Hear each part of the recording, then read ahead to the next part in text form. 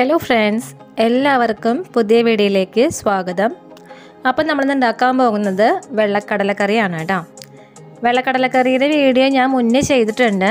പക്ഷേ അത് നാളികേരമൊക്കെ ചേർത്തിട്ടുള്ള കറിയായിരുന്നു. ഇതിപ്പോൾ നാളികേരമൊന്നും ചേർക്കാണ്ട് 5 മിനിറ്റ് കൊണ്ട് നമുക്ക് സിമ്പിൾ ആയിട്ട് ടേസ്റ്റി ആയിട്ട് എങ്ങനെ വെള്ളക്കടലക്കറി ഉണ്ടാക്കാം. അതാണ് നമ്മൾ ഇന്നത്തെ വീഡിയോയിൽ നോക്കുന്നത് ട്ടോ.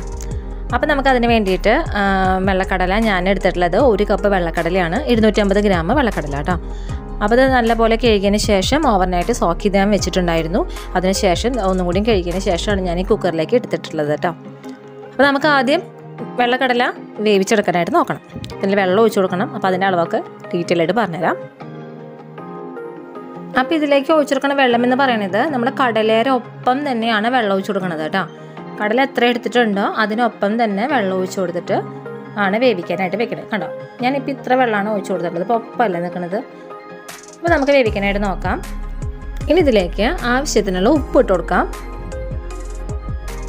അപ്പോൾ ഇനി ഇത് വേവിക്കാനായിട്ട് വെക്കാം. 5 വിസിൽ പ്രഷർ പോയതിന് ശേഷം തുറന്ന് നോക്കാം കേട്ടോ. അപ്പോൾ അത് കടല വെന്ത് വന്നിട്ടുണ്ട്. പ്രഷർ പോയതിന് ശേഷമാണ് ഞാൻ തുറന്ന് നോക്കിയിട്ടുള്ളത്. കണ്ടില്ലേ, വെന്ത് വന്നിട്ടുണ്ട് കേട്ടോ. ഇനി ഈ കടലയിൽ നിന്ന് കുറച്ച് കടല ഞാൻ ഒരു ബൗളിലേക്ക് മാറ്റി വയ്ക്കുന്നുണ്ട്. ഇത്ര കടലോളം ഞാൻ മാറ്റി വെച്ചിട്ടുണ്ട്. ഇനി ഒരു ടീസ്പൂൺ വെച്ചിട്ട് ഇതൊന്ന് ഉടച്ചു കൊടുക്കുന്നുണ്ട് കേട്ടോ. നമ്മുടെ കറിയിലേക്ക് തിക്നെസ്സിന് വേണ്ടിയിട്ടാണ് കുറച്ച് കടല ഇങ്ങനെ എടുത്തിട്ട് മാറ്റി വെച്ച് ഉടച്ചു കൊടുക്കുന്നത് കേട്ടോ. അപ്പോൾ കണ്ടില്ലേ, ഇതേപോലെ നല്ലപോലെ ഞാൻ ഉടച്ചു വെച്ചിട്ടുണ്ട്. ഇനി നമുക്ക് കടലക്കറി ഉണ്ടാക്കാനായിട്ട് നോക്കാം. അതിന് വേണ്ടി ഒരു പാൻ എടുത്ത് വെച്ചിട്ടുണ്ട്. അതിൽ കുറച്ച് വെളിച്ചെണ്ണ ഒഴിച്ച് കൊടുത്തിട്ടുണ്ട്. ഇതിലേക്ക് നമുക്ക് ചതച്ച് വെച്ചിട്ടുള്ള ഉള്ളിയും വെളുത്തുള്ളിയും ഇട്ട് കൊടുക്കാം കേട്ടോ. ഇതിൻ്റെ ഒപ്പം തന്നെ കുറച്ച് കറിവേപ്പിലും കൂടി ഞാൻ ഇട്ട് കൊടുത്തിട്ടുണ്ട്. എന്നിട്ട് ഇത് നല്ലപോലെ ഇളക്കി കൊടുക്കാം. ഈ ഉള്ളിയും വെളുത്തുള്ളിയും ഒന്ന് മൂത്ത് വരണം, അതുവരെ ഇളക്കി കൊടുക്കണം കേട്ടോ.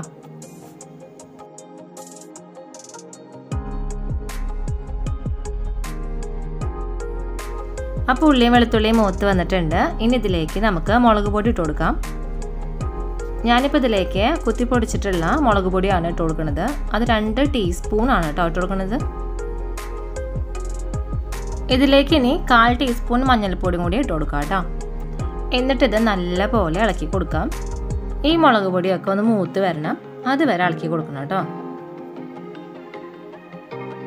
അപ്പോൾ എല്ലാതും മൂത്ത് വന്നിട്ടുണ്ട്. ഈ ടൈമിൽ 1 ടീസ്പൂൺ പെരുംജീരകപ്പൊടി ഞാൻ ചേർത്ത് കൊടുക്കുന്നുണ്ട് കേട്ടോ.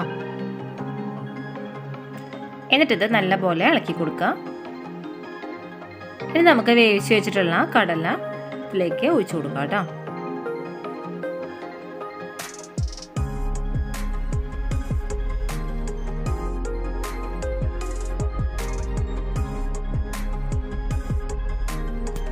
അപ്പോൾ കടല നല്ലപോലെ മിക്സ് ചെയ്ത് കൊടുത്തിട്ടുണ്ട്. ഇനി ഇതിലേക്ക് നമ്മൾ ഒരു ബൗളിൽ കുറച്ച് കടല മാറ്റി വെച്ചിട്ടുണ്ടാകുന്നില്ലേ, ഉടച്ച് വെച്ചിട്ടുണ്ടാകുന്നില്ലേ, ആ കടല ഈ ടൈമിൽ ഇതിലേക്ക് ചേർത്ത് കൊടുക്കാം.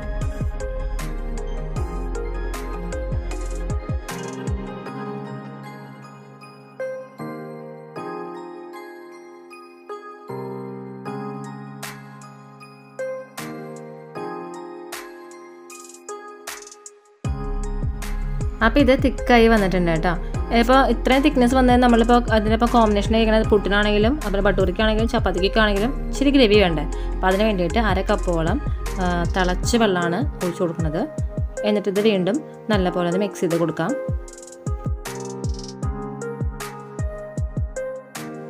അപ്പോൾ നമ്മുടെ കറി റെഡി ആയിട്ടുണ്ട്. ഇതിൽ ഉപ്പിൻ്റെ അളവൊക്കെ ഒന്ന് ചെക്ക് ചെയ്ത് നോക്കിയോളൂ കേട്ടോ. അത് കുറവുണ്ടെങ്കിൽ ഇപ്പോൾ ഇട്ട് കൊടുക്കുക. അപ്പോൾ നമ്മുടെ കറി റെഡി ആയ കാരണം ഞാൻ ഫ്ലെയിമൊക്കെ ഓഫ് ചെയ്യാണ്. അപ്പോൾ എല്ലാവരും ഉണ്ടാക്കി നോക്കി നോക്കണം. സിമ്പിളായിട്ട് ഉണ്ടാക്കാൻ പറ്റുന്ന 5 മിനിറ്റിനുള്ളിൽ ഉണ്ടാക്കാൻ പറ്റുന്ന ഒരു കറിയാണ്. അപ്പോൾ നാളികേരം ഇപ്പോൾ പെട്ടെന്ന് കിട്ടാത്തവർക്കും അതുപോലെ തന്നെ ഇപ്പോൾ നാളികേരം കൂട്ടി കഴിക്കാൻ പറ്റാത്ത വല്ല അസുഖമുള്ളവർക്കും, എൻ്റെ അച്ഛന് അങ്ങനത്തെ അസുഖമായിരുന്നു, ക്രിയാറ്റിൻ്റെ ഇഷ്യൂസൊക്കെ ഉണ്ടായിരുന്ന അങ്ങനെ ആയിരുന്നു. അപ്പോൾ അച്ഛന് ഉള്ള സമയത്തൊക്കെ ഞങ്ങൾ ഇങ്ങനത്തെ കറിയാണ് വെക്കുകയാണ്. വീട്ടിലങ്ങനെ നാളികേരത്തിൻ്റെ കറികൾ വെക്കാറേ ഇല്ല.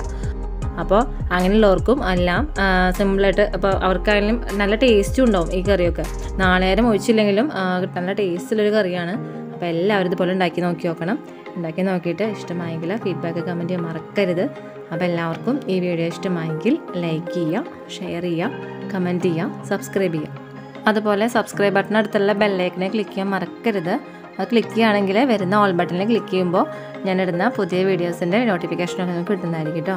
അപ്പോൾ എല്ലാവർക്കും പുതിയൊരു വീഡിയോ ആയി വരുന്നവരെ നന്ദി, നമസ്കാരം.